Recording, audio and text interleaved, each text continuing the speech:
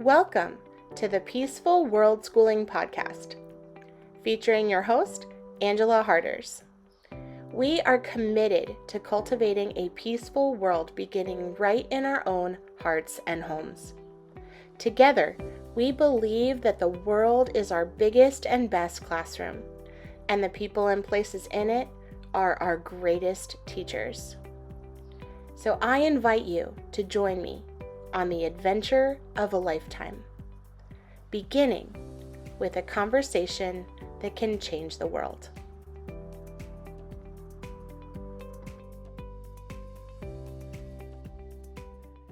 Today's episode of the Peaceful Worldschooling podcast is brought to you by the De-Schooling Diary, a 365-day journey into living and learning without school. You can order your copy today on Amazon. Good morning, and thank you for joining us for today's episode of the Peaceful Worldschooling podcast. I am so excited to introduce to you to my guest, Stephanie, and remind me how to pronounce your last name? It's Eige. Eige, Stephanie Eige. Thank you so much, Stephanie, for being here with us today. I'm really honored to have you on the podcast. Thank you for having me. I'm excited to be here and can't wait for our conversation. All right, to get us started, can you tell us a little bit about you, your family, and kind of your story? Yeah, so I'm married. My husband and I have been together for, it'll be 30 years this November, so actually together a little bit longer. And we have two teenagers right now. One is going to be 18 in 2 months, which I cannot believe. That's my son. And then my daughter is 16. She'll be 17 in July. They're close in age. They're 15 months apart. So that's a whole journey of itself, just having the kids so close together in age. But so we came to homeschooling and unschooling kind of unexpectedly. We started out in public school. My mom was a teacher and a principal, and my mother-in-law was a teacher. And my husband and I both went to public school, had a good experience for the most part, and it just never occurred to us to do anything different until the kids were little and in school, and I could start seeing how they were changing and how they were just losing some excitement for learning.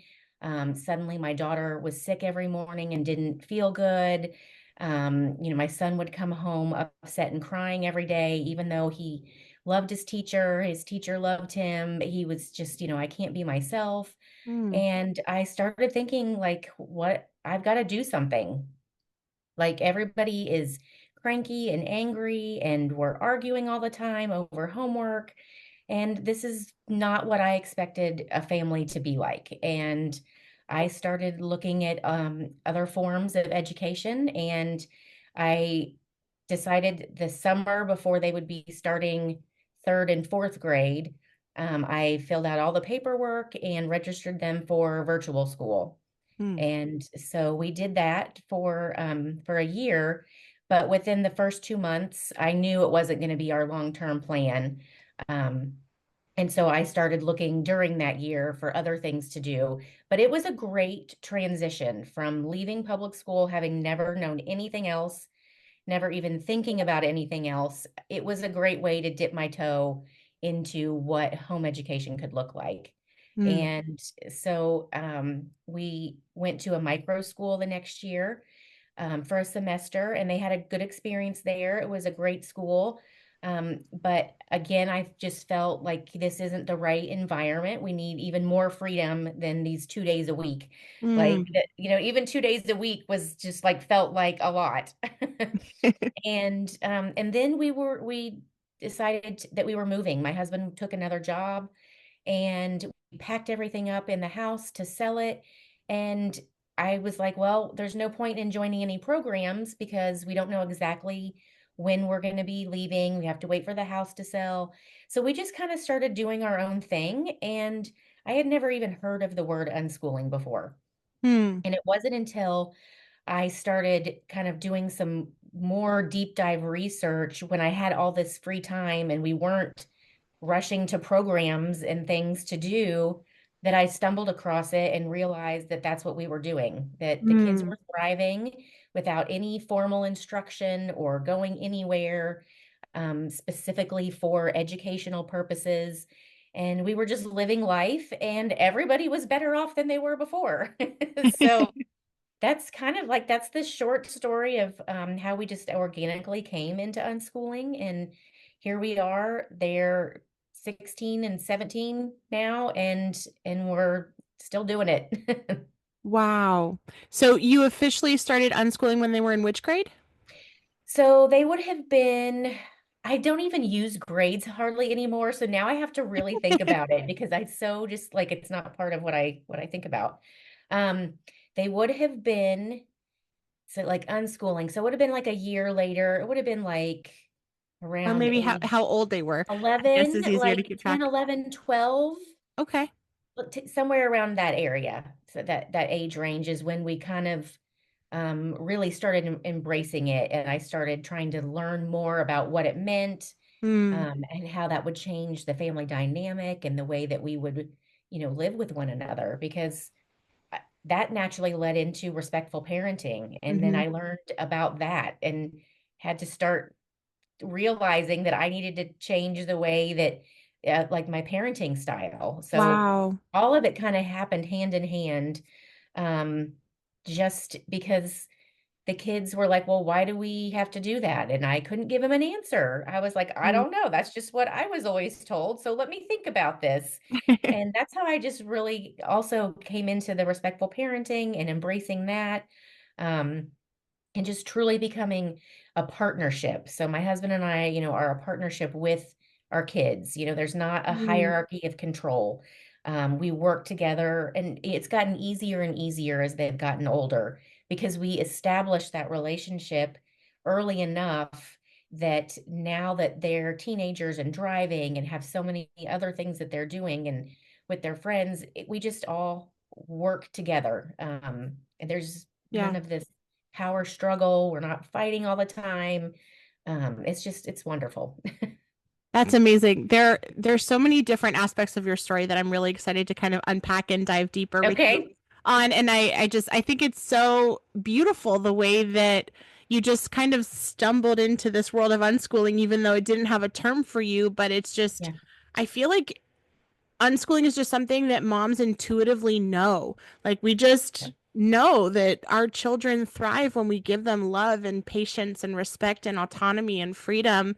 Right. And so it's a really special thing that when you can kind of put a name on this and like, oh, there are other Yeah. people in the world that are doing this too. Well, and I feel like it's so more culturally prevalent not to live that way Hmm. that that's why it was hard to find a word for it because Hmm. and I felt for a very long time I felt very isolated because even the people that I had met that were homeschooling weren't doing what we were doing. They were Yeah. still picking out a curriculum, and they weren't doing school like 8 hours a day, but they Yeah. still were requiring their kids to do different type of work. And um but it's so much more natural to do what we're doing than it is to be doing the other forced type of fake learning. It's not real learning when you're forcing it. Right. I was very good at taking tests, but I Me too. I got A's all on everything because I became a good test taker and I learned how Yeah. to play the system. That Hmm. doesn't mean I learned any of it. Right. Obviously I learned some things, but I retained the information that I found important and I just let everything else go. I memorized it just long enough for a test. Me too. So, Yeah. And that's I mean, ultimately, I was reading the other day, and I can't remember who the author was that said this, but they were talking about the fact that all learning really is self-directed education because even when you're in the public school system, just like you said, you can't make anyone learn and memorize something, even if they're right, going to school every day. right, And I mean, I definitely saw that when I was a teacher. I would have students that would be in my class and they would have a 6%, and I'm like, dude, like, yeah, you do something like you're spending your time to be here, you may as well learn something while you're here. right. But at the end of the day, like we really can't force or coerce anyone to learn No, anything. yeah, And yeah, that realization is really huge, but man, what a gift to be able to give your children the freedom of time and yeah, I love the words that, or the phrase that you used. You said parenting in partnership. I think Hmm. that's such a beautiful way to describe unschooling, Yeah. and respectful parenting and things like that, just parenting in partnership. What does that look like for you to parent in partnership with teenagers? I mean, my oldest is 11, or she'll be 11 in a couple months, and my youngest is 6. So we haven't quite gotten to the teen Right. years yet. And I know a lot of people have this kind of preconceived idea that during the teen years, there's, fighting and conflict, and it's, the teenage rebellion and all that, that we Right. hear about kind Yeah. of culturally. What does it look like to parent in partnership with a teenager? Well, so for our family, there is none of this rebellion because there's nothing to rebel against Mm, because they have autonomy and freedom, and my husband and I are not telling them that they have to do certain things at certain times or complete certain requirements. Um, we work together. There's not like a chore list that everybody has to do, but yet everybody pitches in and helps out wherever is needed. Because I help you with things when you need help, and then you don't mind helping me with things when I need help. yeah. Um, I'm trying to think of an example. There was recently, my son and I had an argument about maybe like 2 months ago, and it was the first time we had argued about anything in so long that it really upset me. Like I was in Mm, tears because I'm like, and I'll give you a little backstory. He's very much into scouting, and he was going on a camping trip. And at mm, this point, he's been scouting since he was 6 years old, and he's, been packing for his own camping trips for several years now. But it was cold weather camping, and I wasn't sure if he had all the things that he need. And so mm, I turned into this person who kept, well, don't you need this? And don't you need that? And don't you need this? And he was like, Mom, enough already. Like I know what I'm doing. And then I realized how annoying I was being. But it was like this fear that he was gonna have frostbite or something. And so, but anyway, so he left to go camping, and like as soon as he walked out the door, I like was in tears, and I told my husband, I'm like, I did not want to have him leave with us arguing like that. I literally cannot remember the last time before that we had argued, oh, wow. because we just have conversations, and even if we're disagreeing about something, it doesn't escalate to some heated point where everyone's storming off and slamming a door. Right. Um, that doesn't mean that there aren't frustrations. Yes, we do disagree on things sometimes, but it's more about coming together and communicating, talking through it, trying to understand one another's perspective. And, at the end of the day, unless it's a safety issue or something for either of my kids, it's their choice to make the decision whether I agree with it or not. Yeah. So if they're not breaking the law and they're not going to be in danger, they've got to be able to make those choices, Yeah. because maybe it doesn't turn out the way that they thought it would, but at least they've had the chance to experience it, and Mm, they'll decide that maybe they want to do something differently next time. Or maybe it goes great and they do something in a way that I never would have thought of. mm, And so just the fact that they were able to do that on their own, I always go back to when I was their age, what would I have wanted that maybe I wasn't getting? That's a And great question. when I think about it that way, I wanted to I wanted to make my own decisions whether I was going to mess up or not. Mm, And I was okay with failing, and if it didn't go the way I wanted. And I would rather have done that and made the decision the way I wanted to than to have somebody tell me how to do it and it would have been perfect, mm, because I wanted that real life experience. So yeah. that's just, that's what we give our kids, is the chance to make decisions while they're still home with us, so that they do have the support if things don't go well and they're not out on their own, and they maybe didn't know, haven't learned how to cope with things not going the way that they wanted. Mm, So like let them do all that now while they're with you. yeah. So It sounds yeah, like it really requires a deep level of trust to be very able much so. to do that, to trust a Yes. teenager, knowing that I know that if I give them the freedom to make their own choices and to really have ownership of their life, which, we say give them the freedom to, everyone Yeah. always has the freedom to make their own choices, but Right. they're going to make their own choices regardless of how much we as parents are trying to control and manipulate Right. those choices for Exactly. them. But really trusting that in kind of releasing my desire to try to control and manipulate this whole Yeah. situation, I really have to trust my child. Yes.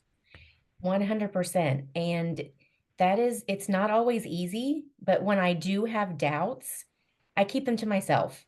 Mm-hmm. Again, if it's not a safety issue or it's not illegal, or as long as it's legal and it's not endangering them, you just have to let them do it Mm-hmm. because it, it's no different than as an adult. If I decide I want to do something, whether my husband agrees or not, I should have the right to move forward with whatever this new thing is that I want to try.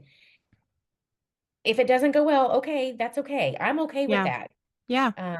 And so learning how to let them experience things that maybe don't go the right way and have those sad Mm-hmm.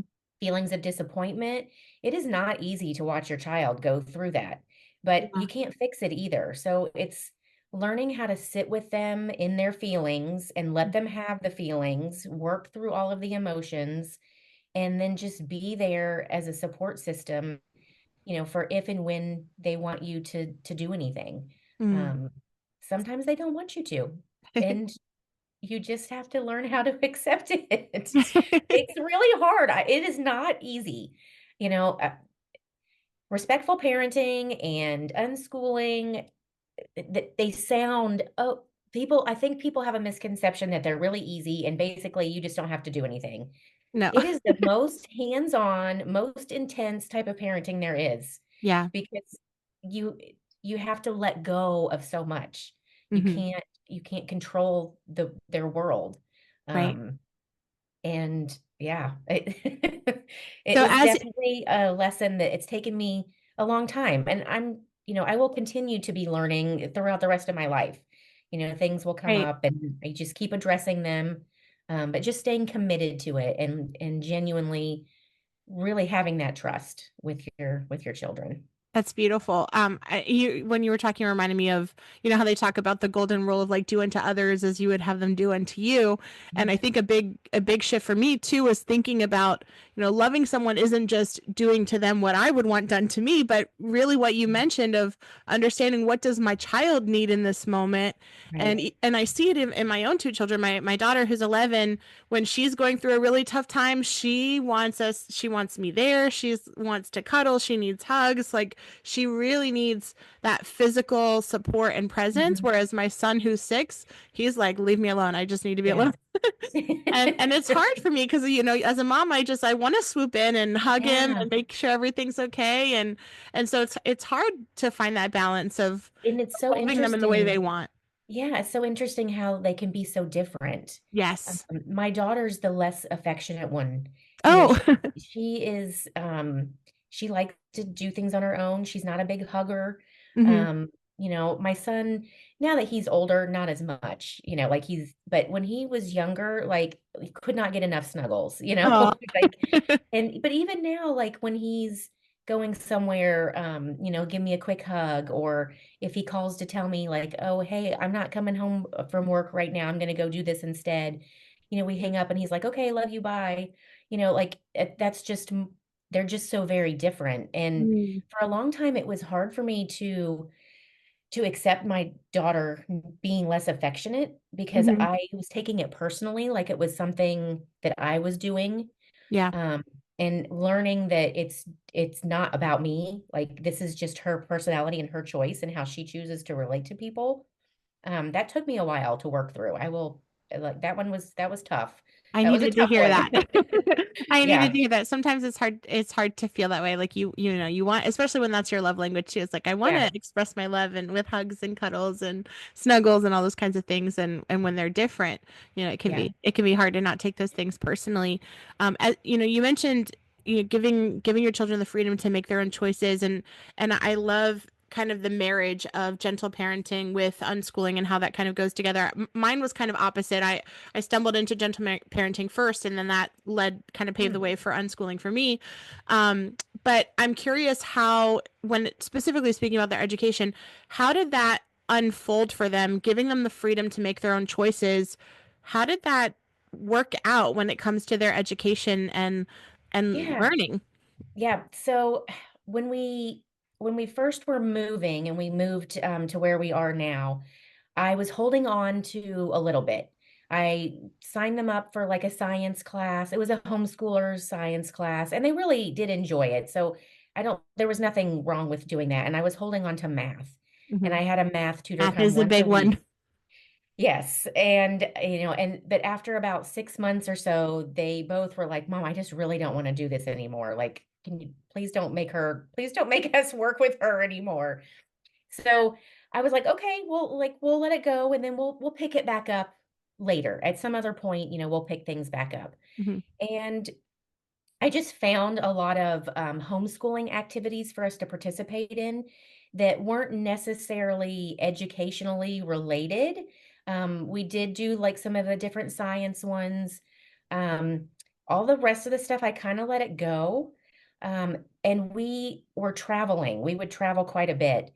And I just started in my head understanding that all of these experiences that they were getting in our travels and all the museums that we went to and all of the just the myriad of places that we experienced, they were learning so much through that I was able to start letting the other things go. And so, Mm. just it was just a gradual process of me working on myself and learning to let things go. The kids didn't have much trouble at all.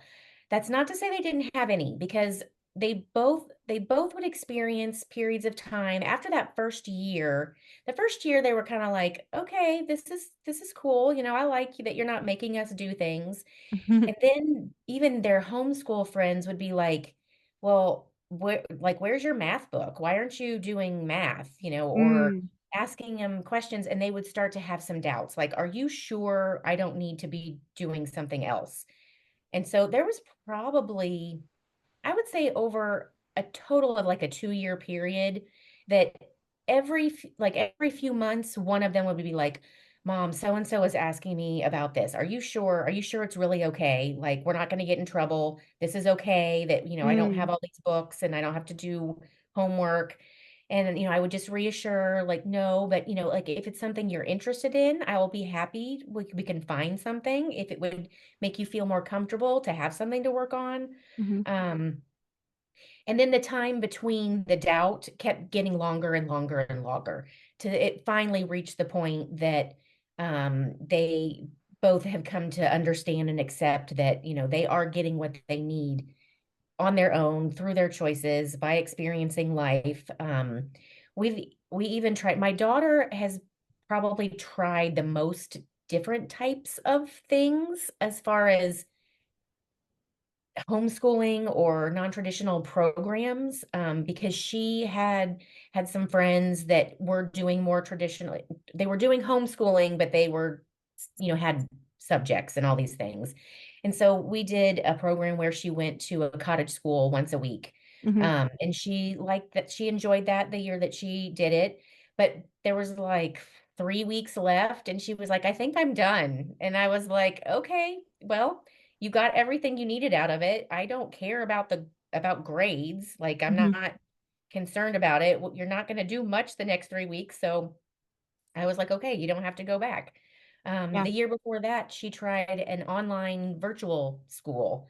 Oh, Um, wow. and she liked that for a little while, but that's when we tried the cottage school because she was like, I want to have books and I want to see people. Like, I don't want to do this on the computer. Yeah. Um, so, again, we tried something. She got what she needed out of it and we moved on. So my son, he once he really embraced and understood that didn't need to have all these subjects and all that. He's really busy with lots of other things. He has lots of leadership positions in scouting. He plays the bass and the drums. He takes Japanese. He's been doing that for about 6 years Oh, now. wow. Um, I'm trying to think of all the other things that he does. He does so many things. He started at 16, he started dual enrollment. And so he's been taking college classes for the last year. And he starts his third semester next week. Oh my So, gosh. So, yeah. okay, pause. We gotta Okay. we gotta talk about that. Okay. Okay. So this is a huge misconception that I hear from a lot of people when we talk about unschooling is they're like, if they're unschoolers, how are they ever going to get a job and how are they ever going to go to college? And you're Right. telling me that your unschooled kid started college when he was 16. Yes. That is amazing. Yes, and he loves it.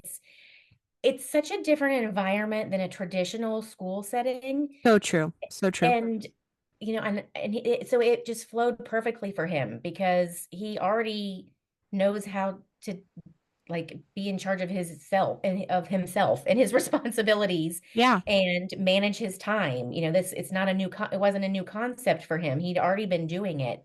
Hmm. Um, and so I like to share this too because I think I got to the point where I knew that no matter what either of the kids decided they wanted to do, we could find a way to make it happen. Right. It might not look like what other people are used to it looking like, but we'll figure it out and I'm not worried about it.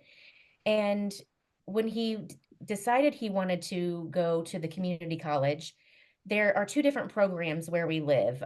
One is called middle college, and it's actually through the school system, and it's a set program that you have to go through, and that requires specific subjects, specific classes, and it requires you to take the ACT to be able to be eligible and qualify.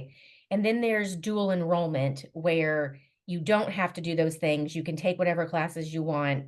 And you're still technically in high school. We're registered with an umbrella school, but his college classes give him credit for high school as well as college. So he's actually got college credits. So we went down the path of the ACT. He needed to take the ACT because I thought we were doing the other program until I understood the difference. He hadn't taken math since he was like 10 years old. So he needed to learn math for the ACT. I got him a tutor. He went to her once a week for 90 minutes for 3 months. And he learned enough Algebra 1, Algebra 2, and geometry that he got a higher score than he even needed on the ACT. So it can be done Wow. if they want to learn the information and it's important to them and there's an outcome that benefits what they're wanting to do, they'll figure it out. They'll make it work. Maybe not everybody can do it in 3 months. He just happened to pick it up and do well. He also like did test strategies with this tutor. They did practice ACT tests. You can figure it out and you can do it. Right. So, Wow. maybe you're going to need a year of planning to get ready for something, but that's okay. You figure out what that particular child needs and you facilitate and you find them the resources and you help them, do what it is that they want to do. So he took the Yeah. ACT, he got everything, he had higher scores than he needed, but then we didn't even actually need the ACT. But he felt really good about the fact that he did it. And it goes to Amazing. show you that you don't have to go to traditional school to be able to be successful in higher education. So, I agree. I think for most parents, math is really the sticking point where they feel really yeah. afraid. And that was a big concern for mine too, because prior to unschooling, I was an algebra 2 teacher for special education. And I can remember, when I was first learning about unschooling, I would just think to myself, there's no way that an unschooler is going to learn algebra 2 because no one is doing this in their real life. No one is Right. learning this like Right. organically through Well, existing in the world. and that's just it. If your career path is going to require math, you're going to take math class. Like you just will go You'll ahead be and take those interested in it. math classes. You'll Right.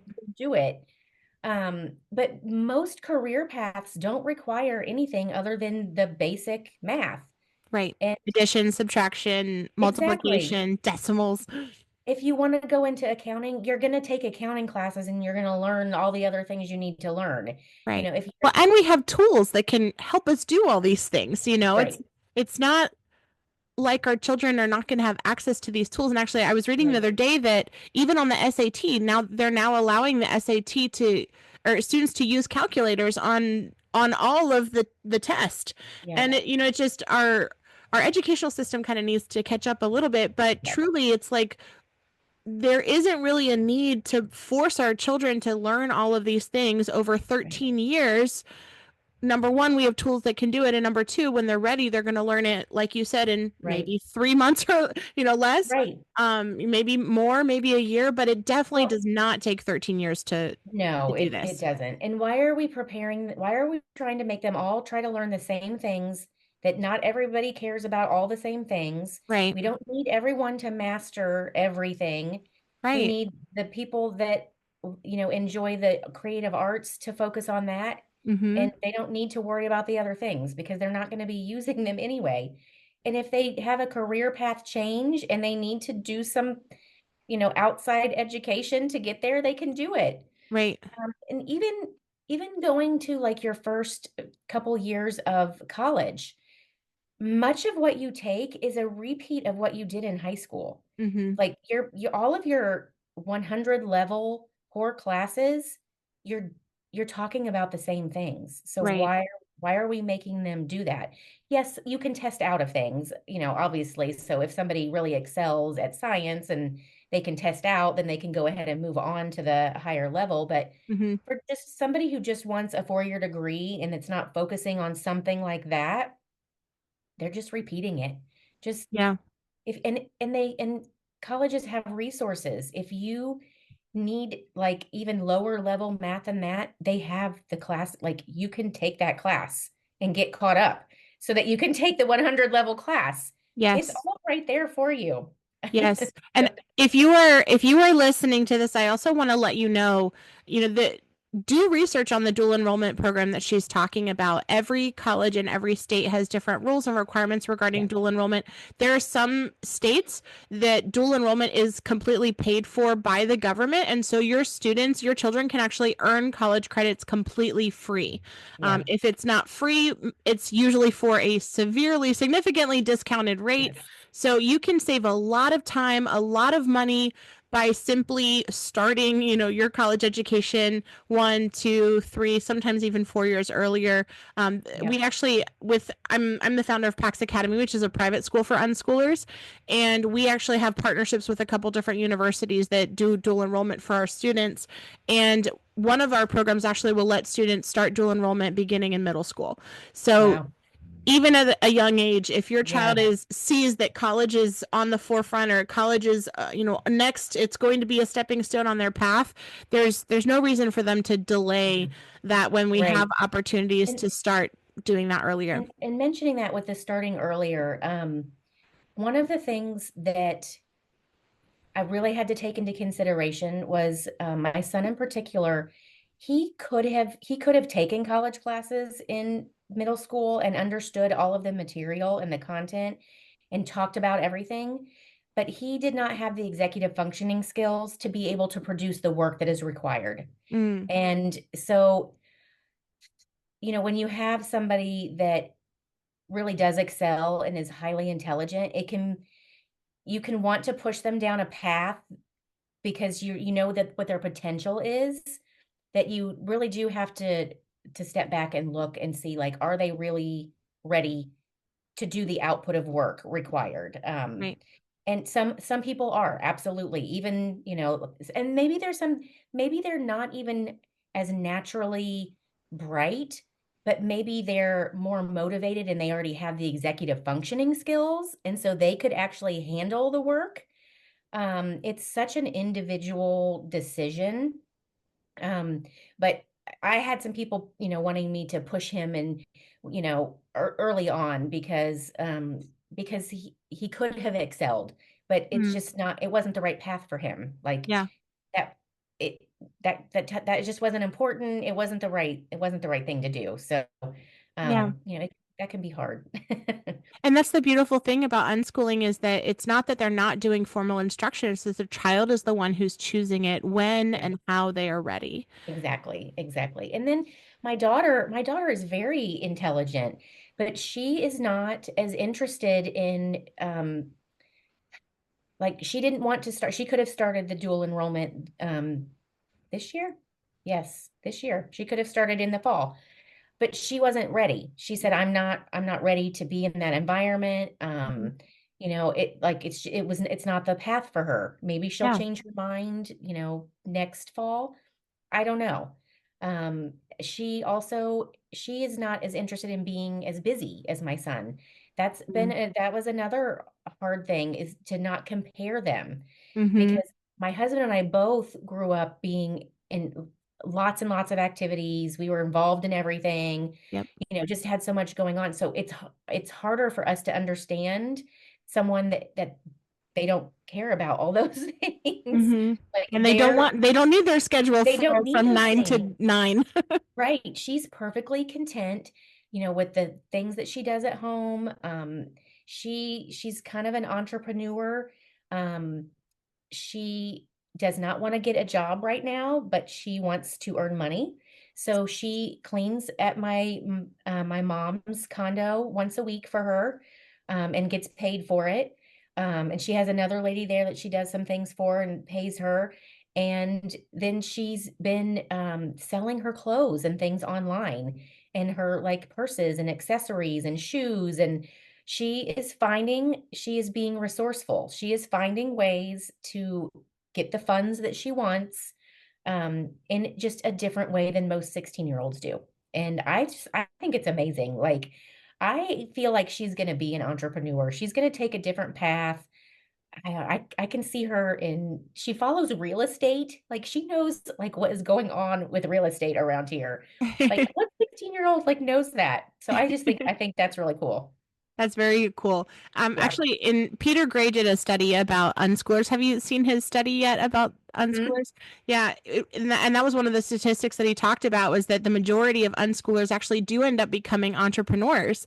And Yeah. I feel like it so aligns, because when we give them the freedom to really own their life and own their choices and to be responsible for their life and their education and what they want for themselves, Yeah. that naturally just kind of falls into Yeah. being an entrepreneur. It's like I Right. don't need anyone else to tell me what to do like a boss Right. does.